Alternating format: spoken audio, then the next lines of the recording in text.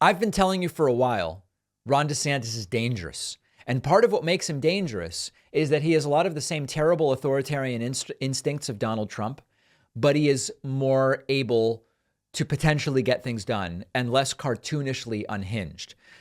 Piers Morgan interviewed Ron DeSantis. And remember that Ron DeSantis is experiencing significant shrinkage in the polls. He hasn't actually announced that he's running yet. So this is all very speculative and very hypothetical. But one of the interesting questions that was asked by Piers Morgan during this interview was, what are the actual differences between you and Trump? Other Republican candidates and potential candidates have said there really are no differences other than identity. Nikki Haley said, well, I'm younger and a woman and Indian. Tim Scott said, I don't know that I have any policy differences. But here is Ron DeSantis' answer to that question. But what do you think of the differences? Well, I mean, I think there's a few things. I mean, obviously, the approach to COVID was different. I mean, I would have fired somebody like Fauci. I think that he got way too big for his britches, and I think he did a lot of damage. I also think just in terms of my approach to leadership, I get personnel in the government who have the agenda of the people and share our agenda. If you bring your own agenda in, you're gone. We're just not going to have that. So the way we run the government, I think, is no daily drama, focus on the big picture, and put points on the board. And I think that that's something that's very important. So DeSantis is essentially saying the difference is our style, and I would have fired Fauci. Not exactly a big gap between him and Donald Trump, interestingly enough. Piers Morgan did ask Ron DeSantis his views on the nicknames that Trump has come up for him. What is your favorite nickname that Trump's given you so far? Is it Ron the Sanctimonious or Meatball Ron? Well, I can't. I think even he went off Meatball Ron. I can't. I don't know how to spell the Sanctimonious. I don't really know what it means, but I kind of like it's long. It's got a lot of vowels. I mean, so we go with that. That's fine. Isn't this fun, guys? You can call me whatever you want. I mean, just as long as you also call me a winner. Right. DeSantis is the winner.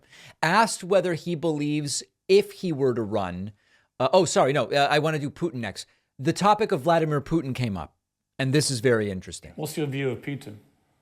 Look, I think he's got grand ambitions. I think he's hostile to the United States, but I think the thing that we've seen is he doesn't have the conventional capability to realize his ambitions. And so he's basically a gas station with a bunch of nuclear weapons. And so for us, one of the things we could be doing better is utilizing our own energy resources in the United States. We could be permitting natural gas pipelines from Marcellus, doing a lot in Alaska. That's where he gets all his power, and obviously he's influenced Europe by having so much energy. So the way to hit Putin is to hit him with energy.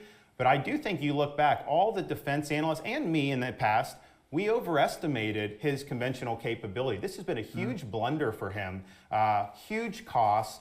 And we'll see what ends up happening with his longevity and power. But this has been a loss for them. There is a move now to hold him accountable for war crimes, bombing maternity hospitals, and genocidal activity in parts of Ukraine, wiping out whole cities, Mariupol and others.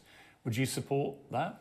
I mean, I think he is a war criminal. This ICC, we have not done that in the United States because we're concerned about our soldiers or people being brought under it. But I do think that he should be held accountable. So sort of sounds like tough talk, but a lot of the same caveats that many of the soft Putin defenders will kind of reflexively go to, including he's not nearly as dangerous as some claim him to be. So sort of interesting, not incredibly notable. Then Piers Morgan does ask DeSantis, if you did run, do you think you can beat Trump? I think you could beat Biden? I think so. I'm sorry. Do you think you can beat Biden if you did run? I think you could beat Biden? I think so. So you're running then? No, I didn't say that. I just said I think I could. I mean, I think that's. I mean, if you look at Florida, who would be harder to beat, Biden or Donald Trump? I don't know. Those are two. Okay, so that is very interesting because if you really do believe that in an election against the sitting president of the United States, you would win, it seems very difficult to imagine getting away from getting involved in that race, no matter what the primary polling says. So that's going to remain to be seen. Piers Morgan did ask Ron DeSantis about allegations that he backed the force feeding of prisoners while serving at Guantanamo Bay. DeSantis says it's not true, but he gets a little mushy-mouthed about it. One of the things they said was that you authorize the use of force feeding That's some not of the true. Yeah, that's not true. Yeah, any of the stuff that people just to have finish, said- force Okay. feeding the detainees who were on hunger strike. Was that true?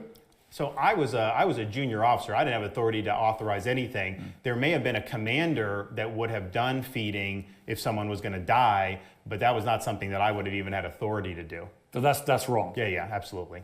Okay. And by the way, DeSantis is saying it's wrong to claim he did it, not that it's wrong to do the force feeding. And then lastly, asked about TikTok, and I'll just play this one for you here. Would you ban TikTok? I would. I think so. Would you? I think so. I mean, I think From everybody in America? I think it's a security risk. I think they are harvesting so much data on our citizens. There's a whole bunch of other apps and stuff that are out there. And honestly, Piers, I got young kids. I don't want our kids on some of this stuff. Okay, so he would indeed ban TikTok. Listen, the danger with DeSantis is although he's incredibly low energy and low charisma, he very casually will present ideas as though, okay, yeah. And so you always sort of come away like, well, he doesn't seem very ideological, because it sounds like he's sort of like softly in this camp, but he could easily be pulled over here. This is really the trick of DeSantis, where then when you look at his actual record, it's this wacky anti-woke delusion fighting the culture wars and extraordinarily authoritarian, as we've covered before. So a very interesting interview because it shows us the DeSantis that he would present to the world if he were to run. And it's this very down-to-earth, yeah, I'm a reasonable guy. Yeah, I would do that. I probably would. Yeah, so makes sense. Sure. Yeah, no, Putin's bad, but yeah, he's not really that bad, and doesn't really have that much power. And then the actions with DeSantis are really the scary thing. So a very interesting interview to see. I'm sure there will be more. One of our sponsors is CuriosityStream, the best place to find and watch documentaries on politics, history, science, technology, nature, you name it, they have it. CuriosityStream has a deeper collection of documentaries than any other streaming service.